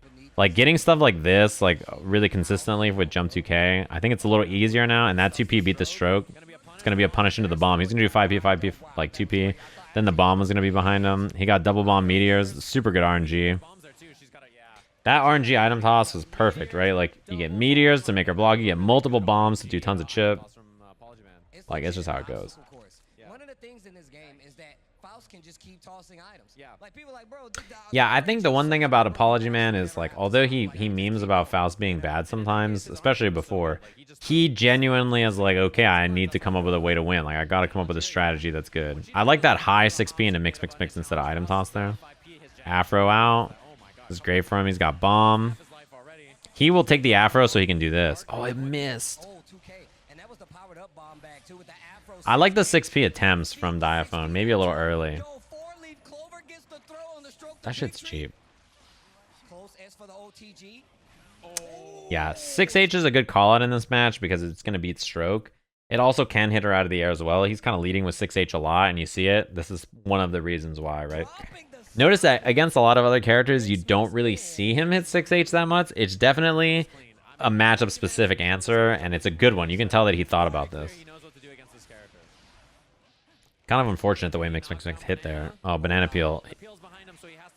That was smart, though. He should have hit 6H after this. He should have believed himself, for sure. But this right here was smart. The Banana Peel meant that he didn't want to commit to 2D, or the Banana Peel would have hit him. So I like this air dash back H. He set up a wall here, right? What he did is, like, he knows the Banana Peel's here, and this covers the airspace. He did a good job with this. And then this, he should have just done 5K 6H here. I don't know. Maybe he was scared 6H wasn't going to combo. Even 5K, like, jump K, jump D maybe would have been okay here. But getting the pressure here is fine, I guess. Could be worse. Yeah, again, far slash. Scary button to hit because of Stroke, right? Oh, that shit is so good. That shit is so good. Using the super PRC, you get invincibility. Oh, this is the setup. Hey, Faust player who asked earlier, why does he do this setup off a front throw? Empty jump, and then I don't know what he did on wake up here. Maybe throw. Empty jump into close slash. This is a common setup. Yeah, he would have gotten close to killing. Oh, that is so bad for him. I'm surprised he only threw one item, but maybe it's because he wanted to just like press a bunch. He could die here though. Ooh, he got incredibly lucky, I gotta say. If you're a Diaphone, this is a feels bad. Because this right here, if this had wall splat, he would have got grounded wall splat into hover, mix up. But then sadly this hits, and like you don't want this to hit. And he did jump D already and not super, which means he doesn't get the knockdown. That's really bad. It's worst case because he didn't get super knockdown and he didn't get the good wall splat. Good of him not to throw tech there, by the way, because Apologyman beats throw tech with jump back there. Dead. Oh, I don't think Apologyman should have approached. I wish he had thrown more items instead of approaching. I understand wanting to close out the round, but IMO with that much of a lead, I kind of wish that he had just chilled. Yeah, if I could give some people advice, when Eno has really low, really high wall health like this, like, you know, the wall's about to snap, it's like one hit till break, you should block low. Because all Eno players want to do 2K 6P stroke, because 6P and stroke both will give you the low grounded wall splat, or he can, you know, do the good mix up. So that is some like matchup knowledge to keep in mind about how she wants to, you know, you can guess kind of what her mix up will be simply because of the wall health and the setup she gets, right? Double bomb means he's gotta get out of there. Damn, if you got that 6P, that would have been great. Banana peel. Yeah, 2H was a bit ambitious from Apologyman. Baited. Bing, bing, dead. Yeah, well played there from Diaphone. I mean, he was on the ropes. It was looking like 2-0. And I think Diaphone did a great job of, like, capitalizing on that offense that he got, but also being patient, too. He didn't overcommit on his offense. For Fuzzy Onion, was good. This isn't my last sub from Japan. Hell yeah. From Japan. Great call out.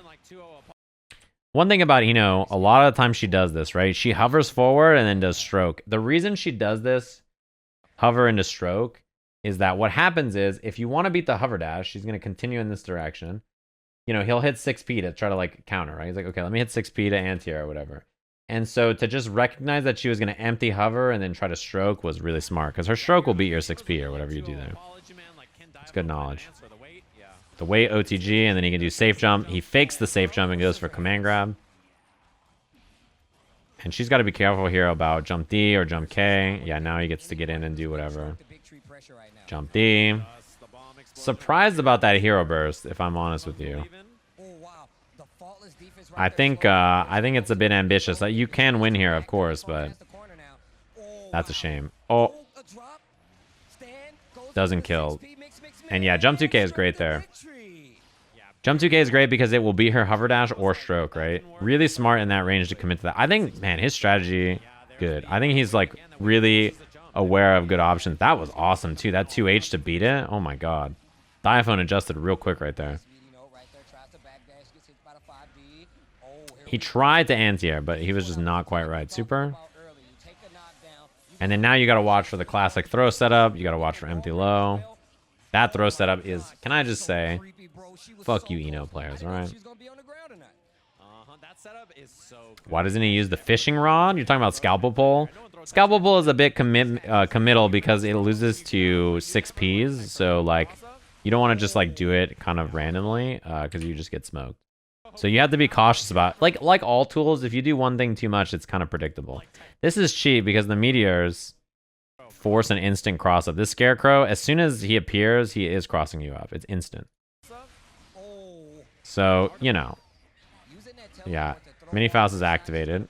I love the awareness from both of them. Command throw. He threw a hammer, he's gonna command grab. That's the most obvious, you know, Occam's razor, right?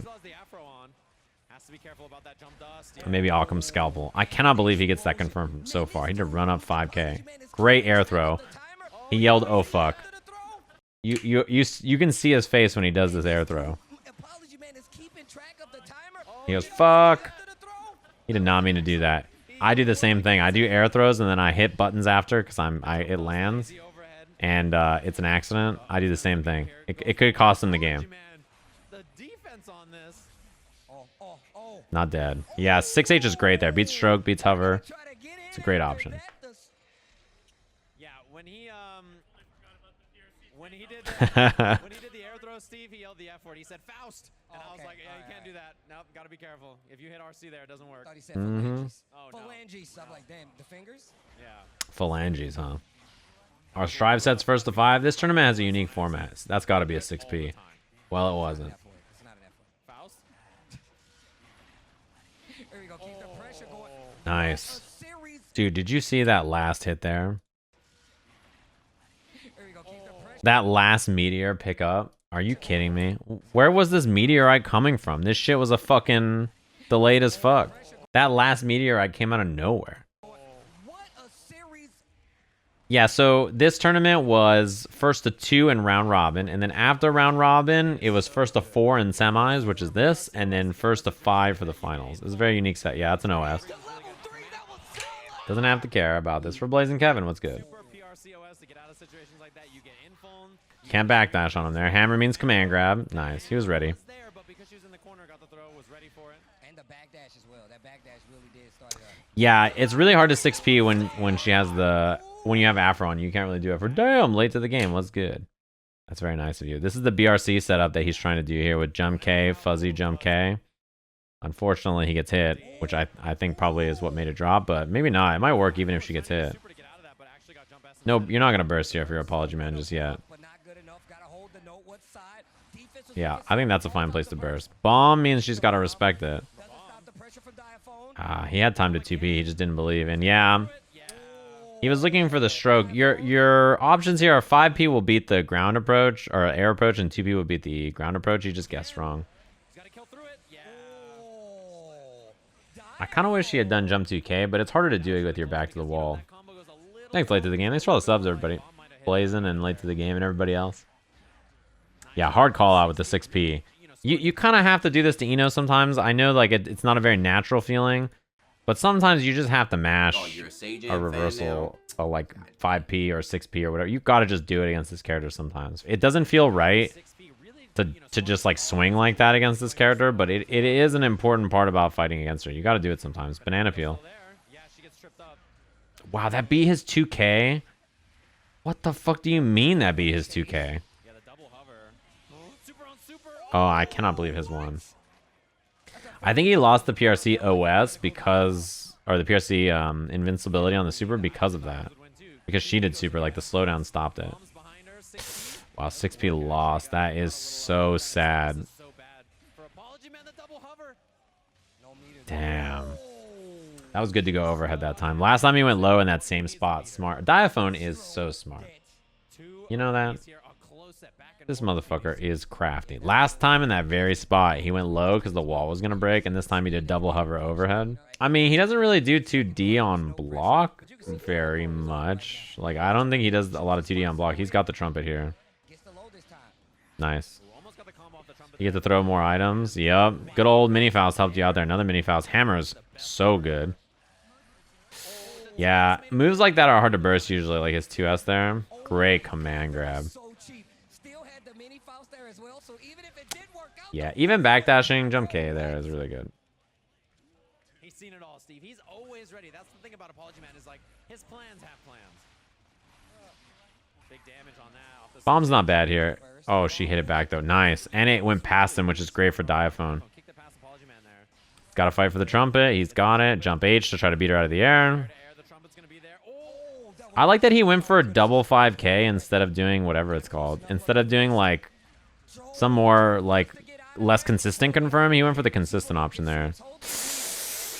That's bad. Ooh, and he didn't hit a button. That is so bad. He could have killed there. Apologyman could have killed. Ooh, okay, he kills anyway. He didn't get close slash when he got the corner. He got far slash, which is a real shame. We got 2-3. Apologyman in the lead, and that was a very dominant game. He looked super in control in that game. Very rarely got put on defense and did really, really smart choices around the items he had available to him. Yeah, I thought that round count was a little different though, but here we go. 3-2 on the side. Yeah, Apologyman, I mean, I think he plays this matchup quite well. Wow, the IB messed him up there. Yeah, the IB, he was not ready for the challenge. Bomb again, man. He's been throwing a lot of bombs. This is going to mess up her Oki, though. Yeah, that was great. The bomb helped him escape. Again, I love Jump 2K for that reason. It's quite good, and look at this fucking route. This guy's making shit up. This guy is really just like, what the fuck, man? I did not expect that. But yeah, I love this Jump 2K. It's so good against Stroke and Hover Dash, right? It's good to cover both. This confirm is wild. This Jump D BRC. I can't believe that killed. I was like, he's gonna land, do close slat, and then he was like, no, I'll stay up here. That was a sick route. Yeah, again, Diaphone's ready with the adjustments too. These players are both so good. I love that Jump 2K worked, and Diaphone's like, I'm finna 2H your dumbass to beat this shit. You see that? This is like, you know, it's very easy to like surface level learn characters, but interactions like this are quite important to find, right? Because Jump 2H or Jump 2K being a problem, you're like, okay, well, that sucks, right? And then like this is an immediate solution from Diaphone. He's like ready with a new answer very quickly. He did the same thing earlier in the set. And I think that's a sign of someone who's like, you know, instead of just being like, wow, Jump 2K is dumb, I can't do anything. It's like, all right, what beats Jump 2K? Yeah, command throw. Again, same kind of option. The hammer, he was ready. Oh, mini Faust is great. Ooh, he should have done item toss there. I think he thought he was going to get close slash. Bomb bag forces the air approach. He did a great job here. This is like, look at this. Bomb bag here cuts off the screen in this direction, which means that Apologyman can then fight for the space above him. He knows he's got bomb bag, which forces a jump, right? Eno cannot like run up and block or anything like that. He's got mini Faust on the ground, so he doesn't have to worry about that. So he can freely jump and then contest airspace like that. He does not have to worry about anything else. Jump back H, air dash forward with the extra blocks then, and now he's with him and the guy they tell you not to worry about, and they have all this space to advance forward. So again, with mini Faust on the ground here, he can jump up and contest all this space pretty safely, right? Jump H into Jump 2K into bomb bag, and like he's big chilling. He's looking great. It's like really smart to control space like that using the items that you have. He does a good job of just getting all that distance. Dead? Not quite. Good idea. That's a shame. He's gonna RC. Oh. I couldn't see what was on the screen. Steve was standing in the way.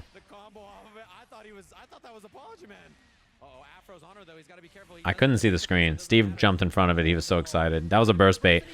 Knowledge. The knowledge. This is smart. So this is a common setup that Eno players do, right? They do 2K, 6H, and instead of doing the combo here, they expect you to burst. So they heavy stroke because it goes under the burst. So instead, Apologyman waits and then gold bursts it. Try to bait the burst, and he gets a gold burst instead. Apologyman scouted that burst base setup. Oh, Scarecrow. It's really smart. And the combo here. Mix to the corner. Jump dust, lights it. It's gonna pop, yep. Popper, yeah. Great 6P too. I mean, it's good against all of his options there, right? If you cancel into Scalpel or, yeah, cross-up jump P that time. I like that. Or 5P, I mean. I like that option a lot. But, yeah, he's dead here. Bang, bang, Wall splat boom. dead. Last game between these two, just like that. Steve, are you all right? Yeah, it would have beat Scalpel or it would have beat Tornado, so it was good. This is crazy. I'm so excited. It's not me. Here we Yeah, it is not easy to do the super PRC thing with Faust. Like, you got to torque on the Yolden joystick there. Dude, he did a good job fighting for that space. On the minions. Damn, she got the trumpet still, though? You hate to see it. go. Bro, did you see the convert? Go low? No, double hover. You love to see it. And he missed his PRC with the super. Super PRC is, like, so fucking good, man. They really let Faust hold on to that. They're like, yeah, let him do it. I hate this burst so much. Oh, yeah, that's a hero. That is a strategical mistake. Right here. This could be really bad. Yeah, I don't mean to call it an OS. I should just call it Super PRC. Ready for the defense. It's so good. It's not an OS. I just say it out of habit because PRC OS comes out of my mouth. It's not an OS. You just do the super into PRC and you have invuln and slide forward. You wanted defense to hold you down. Speaking of defense, that's a goal. Ooh, that sucks. Tried to hit a button and He didn't have meter though, so he lived. That burst really. He didn't get the wall splat grounded. That's so big. Oh, and that hit too. You see the lean? My favorite part about this is the lean here. Look at the lean from Diaphone. He didn't get the wall splat grounded. That's so big. You see that head nod and lean right there? He leaned forward and was like, make this reach. That burst was it. Yeah, his super sucks, right? Like his reversal super is like quite bad. You can just meaty Faust super. Because he can do the PRC and not lose bar and be invincible, it's so much better. Goldlewis can do the same thing with like the big churn, and then you can slide forward and you have invuln from the super startup. Diaphone's adjustments were great, but that burst is really the deal breaker, right? That burst really sealed the deal. Bursting on a pixel like that is brutal. You know, sometimes people will burst with a pixel and then win, and everybody's like, oh my god, he burst, the hero burst, it all worked out.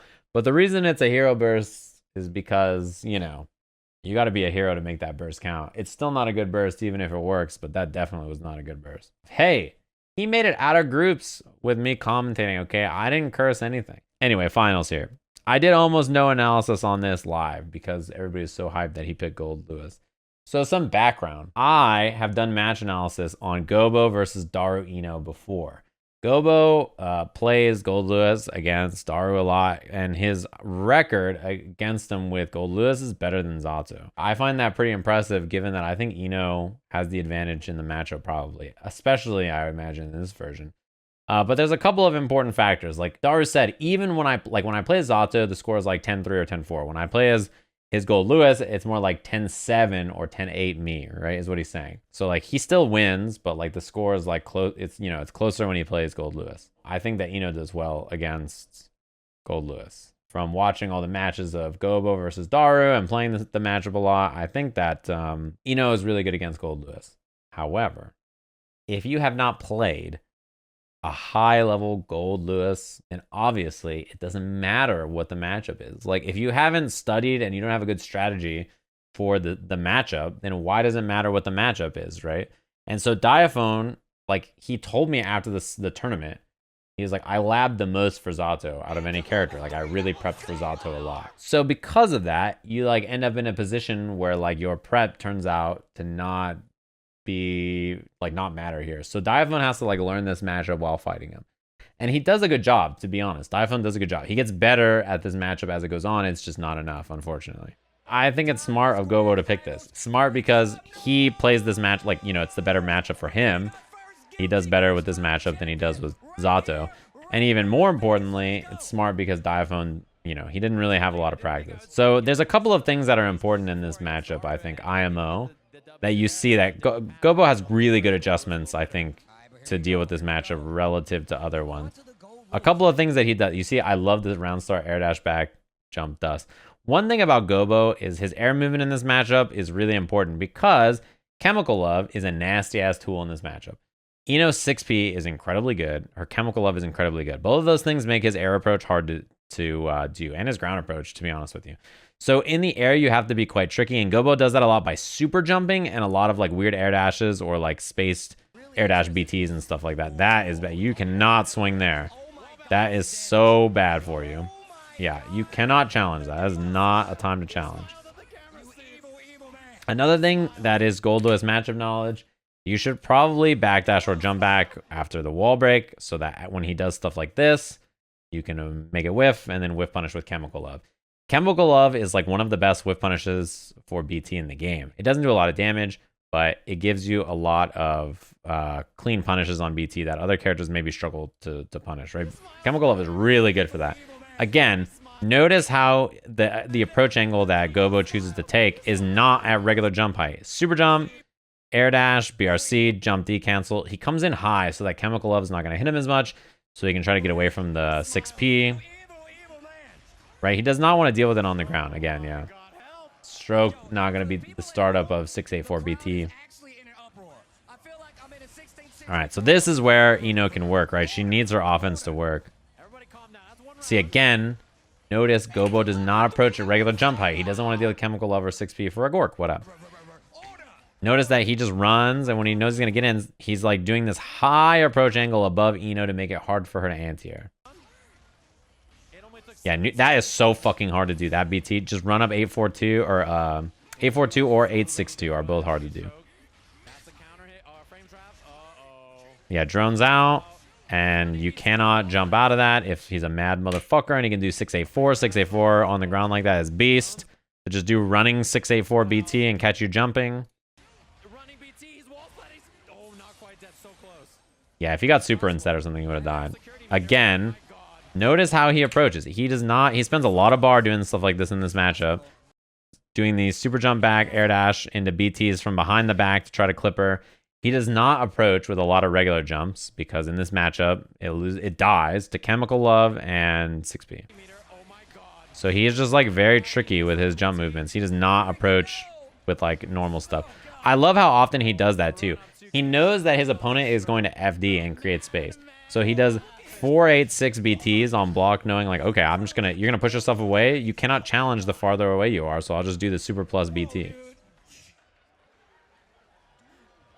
That is a Goldlewis player in their natural habitat. Wow. That's what we look like when we're churning. Oh, that's bad. No. The wall bounce. No. Look at the damage. Nah, not quite. He wasn't close enough for the big churn or anything. But yeah, that hurt. 2P again. He has so many plus frames off of that. He is smoking them. It's just, you cannot, this is not real. You cannot do this. This is a lack of Goldlewis experience. Like, you can't 6P BTs and stuff. If you block a BT, your objective is not to 6P it. These are disjointed, you know, big old coffin swangs. You have to FD him out in Chemical Love or Hover Dash or Stroke. Like, right? You cannot really challenge with a grounded button there. Right? It's not really the way you fight against this character. It's hard to do. You have to challenge him with your good... Oh god, that's a bad trade too. A little early. You have to challenge him with Chemical Love. Like right there is a great example. Right here is a great example of something that he baited and he should just be ready to do. So if he hovers forward here and he whiffs on this, this should be like Chemical Love or like a whiff punish, right? Using Stroke here is too slow. Gobou's ready. Back scratched. This should kill. Yeah. Diaphone is not using the right tool for that situation. He doesn't have the matchup knowledge probably, and it's more like the muscle memory too. When you play a matchup a lot, you have the right answer queued up. Like notice how he's not really doing Chemical Loves or notes or anything like that. Really important in this matchup, to be honest. You got to use both of those tools quite a bit. Like, that's a great angle to 6P. An angle that he's going to struggle with. Yeah, OS the backdash. It's all fun and games until you get knocked down. It's all fun and games, so they want you to hear the music. Great setup. OTG. Doesn't quite kill, but the Stroke does. Really well played. I think he got a lot of offense going. I probably recognized, like, okay, I'm not really sure what I'm supposed to do in neutral. So I got to be careful. You got to be chemical loving at that range. Like, that's got to be a chemical love so that he can't jump or run at you, right? It's like such an important tool in this matchup. Like, at this range, Note's quite good. Chemical love's quite good. Yeah, I don't blame Diaphone for not liking chemical love. It's not great in a lot of matchups in neutral. This is just one of the only matchups where it's good. Yeah, he tried a Twitter combo. You do this into the hop into PRC and you can fly across the screen and combo. Oh, PRC, I think that was supposed to be an extension. Block. He's gonna block that. Safe jump, yeah. And ready for the punish. This is really bad here for Gobou. Trying to challenge, block on the burst. Diaphone trying to get something started here in this second. That's great. He gets the torque on him. Again, fake out on the ground and wall splat. I love the backdash from Gobou to try to get out of there. It was smart to try to be scrambling in that situation, IMO.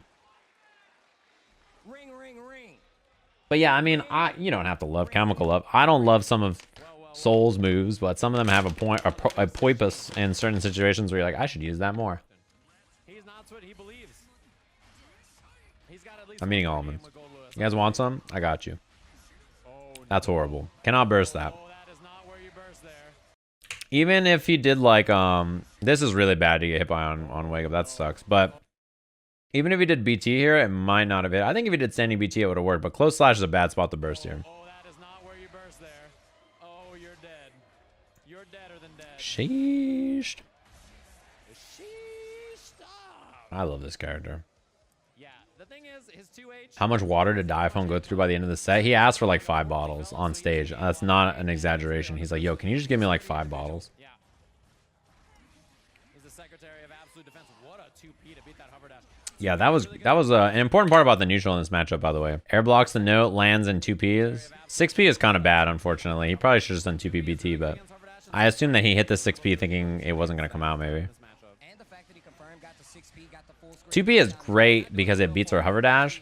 The problem 2P has is that it gets low profile by stroke, which is unfortunate for Adderflow. So if she does like hover dash into stroke, then it will beat the 2P, which is important. Damn, he misses jump DBT. Dead. Swinging Diaphone answering back. The adjustments are real. He did not let it get to him, right? I mean, the theatrics and the matchup choice aside, he was like, okay. Yeah, Diaphone's doing a great job adjusting. I think it's not easy. I think he's doing a smart job of playing back more neutral. One thing I would say in general about... Yeah, it does hit from behind. That's a shame. One thing I would say in general against Goldlewis is that you don't want to stand very close to him in neutral. You either want to be engaging an offense against him or standing far away. You're dead. You want to be standing farther away where you can anti-air him. He is not a character you can stand next to and anti-air. You have to be standing far enough away that the early active frames of Jump D will not hit you and then anti-air from that range, like much farther. So like this range, you cannot anti-air this character. This range is like much easier to anti-air because Jump D is like so hard to stop that you have to hit it later on. Because if you try to challenge it early in its active frames, you just fucking die. Something to keep in mind. And also, yeah, if Goldlewis is 2Ping every time he sees the hover dash like that, then that's when you stroke or whatever. That was an accident. And yeah, I don't know if Diaphone knew to challenge that, but he blocks the gold burst. That was a missed ground BT from Gobou. Oh, good pressure here. Diaphone in control. That was unbelievable, by the way. That was, yeah, that BRC there was plus like 5,000. He's got to watch the burst. Ooh, that's a shame. Meaty 2P for Goldlewis is also really good because 2P is plus on block, and then he can frame trap into close slash after or do 2P 2P. Nice. That is the range. That is the range. That's where you have to stand to anti-air this character. Do you see how far away he is when he jumps? He is like 3/4 screen away almost to try to anti-air him. This is how far you have to be to anti-air. If you're like normal jump height, like right here or something, it does not work. You have to keep walking back and be this far to anti-air him. You got to be far. Goldlewis is his other character. He plays Goldlewis in a few matchups. He plays Goldlewis and Zato. That's where you have to be. You cannot stand close to this character if you want to anti him. It's too hard. Your 6 people lose, even if you're like super. You have to be incredibly preemptive. Or stand farther away. Yeah, the pickup. There's a couple of options there. It's interesting that he takes this route. He does dash up 2K into 268 BT. I always did 2S into 684. And it leaves you closer. I wonder if instead of being closer, he would rather just take the wall carry. Because, like, it ends up putting him in a similar... You know, he gets Oki here anyway. So maybe it is better to do that. It might be less damage, but better Oki? I'll have to look. I found that pretty interesting. Yeah, stroke. That is a tough start. And then throw, of course. Yeah, he was trying to FD to get some space. That is really important. When you have a Goldlewis player who's doing like, you know that after he does a close slash, he's gonna cancel. If he's not doing like 268 or 684 or 486 or not 486, sorry, 426 or like something that's tight even, which is like 684 and 268. Those CBTs, if he's doing anything else like this or 862 or 842, then you got to challenge. You got to hit something. You got to, you know, challenge and hit a button to interrupt the BT. And then chemical up. He actually missed the FD. He didn't mean to jab. That's hilarious if that's true. Because that was the time to challenge. That's what you're supposed to do against cancels from Goldlewis. Lots of pressure, no bar for Gobou here. Trying to get him to do something. Trying to get him to swing. Watch for the 2P right now. You know Gobou's aware. Finally Go low because he wants the grounded wall splat. Another mix up here. That's bad though. S stroke was not the right option. That is the right option. Perfect. Remember when I brought this up earlier in the set? When you wall break against Goldlewis, you do not want to stand there because BT is such a good option. You need to backdash or jump back and then be ready to whiff punish. This is the exact thing I said in the first game. Round start, he's going to BT, right? Because, like, you know, it's just a good range for him to do it. Wow, the gold shake, and then he was immediately ready with the 5P challenge. And these running BTs, there's not really a trick to running BT, like, just do it fast and hit the directions. Like, that's kind of the... That's unfortunate. That's kind of the way to do it. You just have to hit it.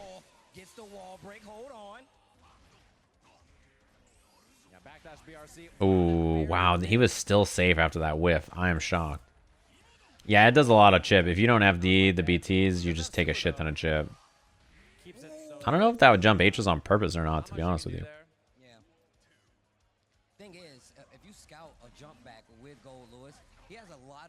Running 624 is not hard. No, anything that doesn't involve an 8 is pretty easy on the ground. Yeah, 2P again. You gotta do like hover dash low or stroke with Eno to beat that. You're so fucking dead. Oh, never mind. Even with the dash super, it's close. You gotta mash him. Oh, you gotta mash him. Even without the churn. I'm gonna submit that as a clip on the show. Yeah, Eno's options are to FD and gain space or backdash the BTs and then do chemical love. Or jump back dive even. Those are good too. Call it Doffit Slay. I just want to see that nasty 2P confirm. You mean the 2P with Goldlewis 2P close slash? I can't stand that. That's something that's really good. Or Or Chastely was good. That shit is... You hate to see it. Stream, everyone. Thanks, Chastely. This combo's on counter hit, by the way. Or I think on crouch as well. Counter hit 2P close slash. There's also frame traps, buttons that are not 3 or 4 frames, if I remember right. So smart so far to bait it. Oh, that is so bad. Oh, wow. I think he could have done a better route, actually. I think he should have done close slash into 268 into 5H, maybe. I think that would have done more damage than this. Oh, wow. Unlucky that the wall Maybe. right away. If I think close slash 268 was better. 2P jailed. Wow, he did running 468 BT. Oh, he could have OTG'd, I think, right? Problem here. Yeah, there's not much you can do. Gobou here. Tournament Triple point. Kumite point. Just like that with Yeah, 268 was probably better, but it's fine. Zato. Says I still got it in the tank. If he had super, he was dead too. And the backdash on hit worked there. Ooh, look at her life. She's already almost dead. Oh, God. This shit does so much damage. It also drains your bar because you have to FD it. Finally, a chemical up, but it's like a little too late at this point. You were blocking. God, did you see? Look at his life just deplete. Bang. Bang. Like, that shit just is, his life is going away. The IB saved him, but Getting chipped to death. There's not a lot of options here. Running out of bar. It hits. He's got burst though. He's got meter. Goes for the I love the throw setup. He does have burst though, which is the hardest part. That was a miss on the meaty, but no cancel. Oh, the stroke. We've does seen not him beat throw it. those. Oh, empty low finally gets the burst out of him. You can't even block. Mini go. that was like the first time he used it this whole Empty low set. finally gets the It actually, he used it a couple of times earlier, but it took a while. burst out of him. You can't even. This is a shame. He should have, he had no FD and he had full security, right? Yeah, you had to dive this. That was the only way to get out of it. Once he hit the ground, he was dead. He could not survive the chip. It does so much chip. Can you IB the gun if you have the robot devil hands? Yeah. I mean, I'm impressed with his play. I think he did really, really well in that match. I like how much he does 486 BT. Like, it's not something that you lead with a lot, but when people are trying to FD this character, I think it's so good. Like, you got to just send it on someone. That was a fun ass tournament. It was a good tournament too. I think everybody played great. There's a lot of people who like maybe were missing specific character knowledge and stuff like that, but I think everybody played really well. I was like, damn, that was tight. These motherfuckers were gaming.